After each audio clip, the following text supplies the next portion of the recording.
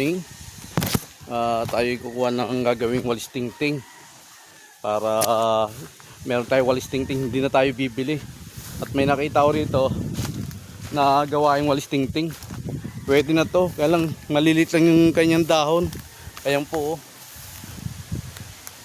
Siguro pwede na ho yan gawing walis tingting at ay kakayasin natin para madala natin doon at hindi na natin dadalhin yung pinaglagyan. At bababa ko muna to, ha? Kunin natin yung palapan ng nyog. Yeah, ito po yung gagawin natin walis tingting. Ating tatanggalan dito sa palapan ng nyog. Ayan. Hindi rin po biro gumawa ng walis tingting. Pagdating dahil ito iisa-isain mo para tanggalin po yung dahon. Mamaya makikita nyo po.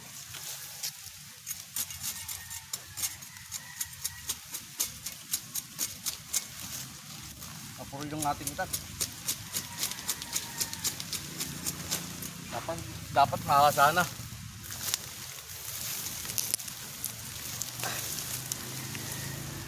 Parang maliliit yung tingting.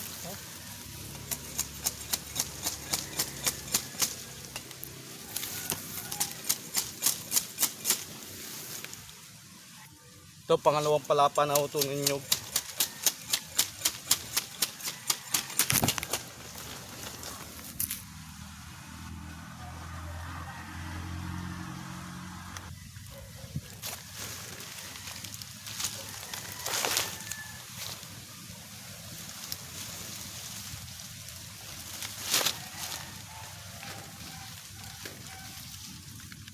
Pero makakagawa na rin ako isang taling tingting rito.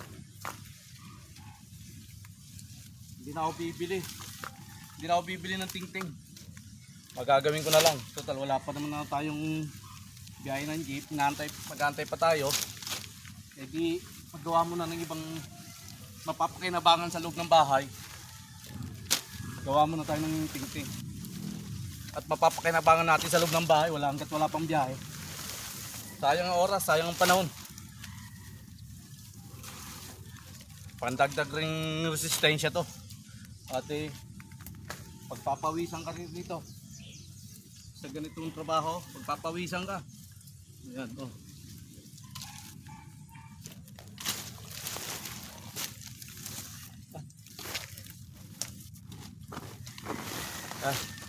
Pwede na siguro to. Karami.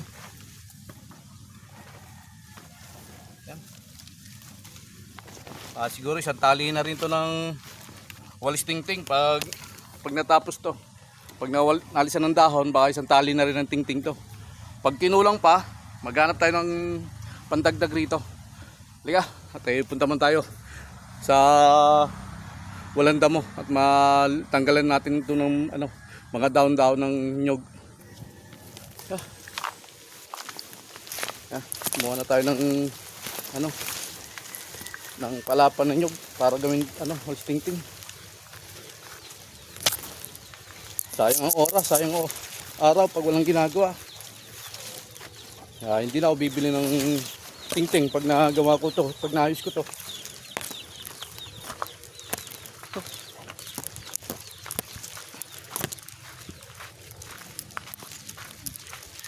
Dito tayo sa puno ng langka. Tapos yan po yung mga nakuha kong panggatong. Sisibakin natin yan. Sisibakin natin yan para maibilad.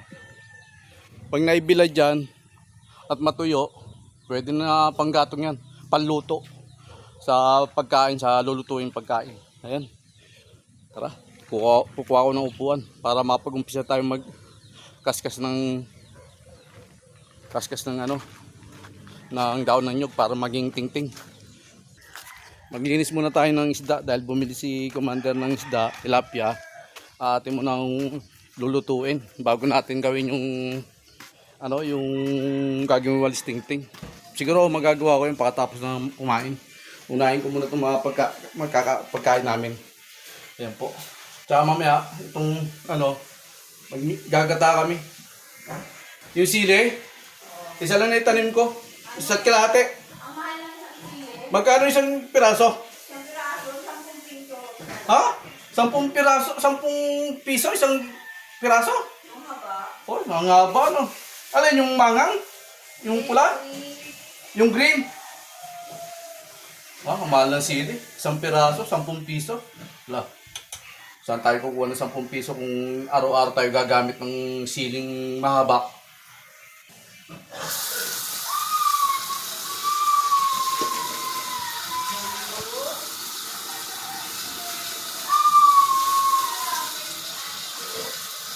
Nilinis muna tayo yung tilapia para maluto na.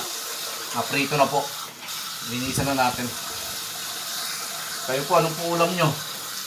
May ulam na ba kayo sa inyong bahay nyo? Kami ito, ang ulam namin tilapia. Tapos mag-ano kami, maggalaing.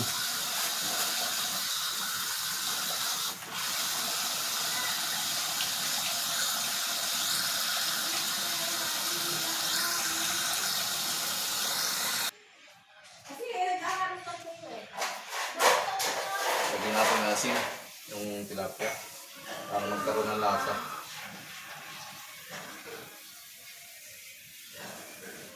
Ating nilagyan ng gulay.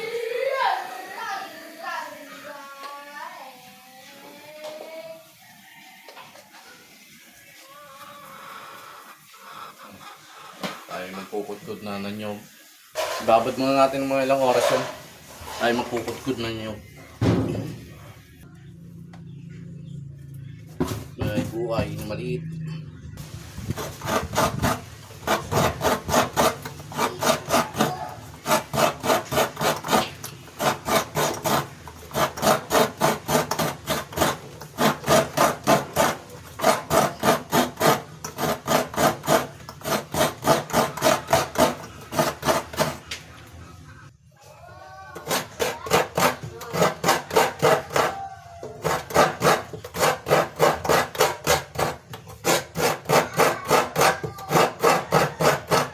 Magprito muna tayo ng isda. Maya natin tutuloy ang pagpupudkod.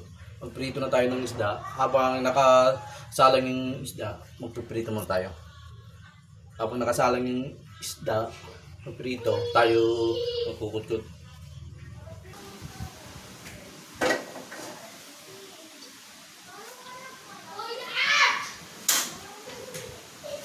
Bato natin dito, hangin.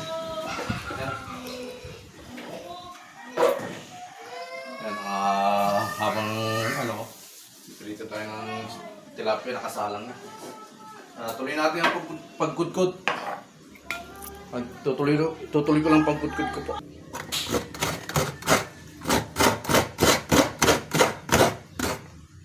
Nagprito na tayo ng isda, tilapia. Yan po. Yan po, tilapia. Tapos, magagata na rin tayo ng ipigayin na rin natin itong nyog. Ayan po nyog. Ipigayin na rin natin. Tapos nang ipigay ito, yung gulay namin ilaing. Daw ng gabi.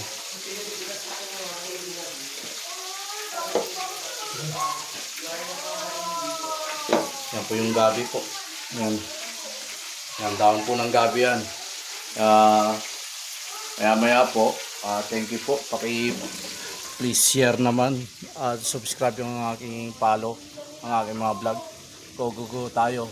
Kalayaan Kabuhayan. Let's go.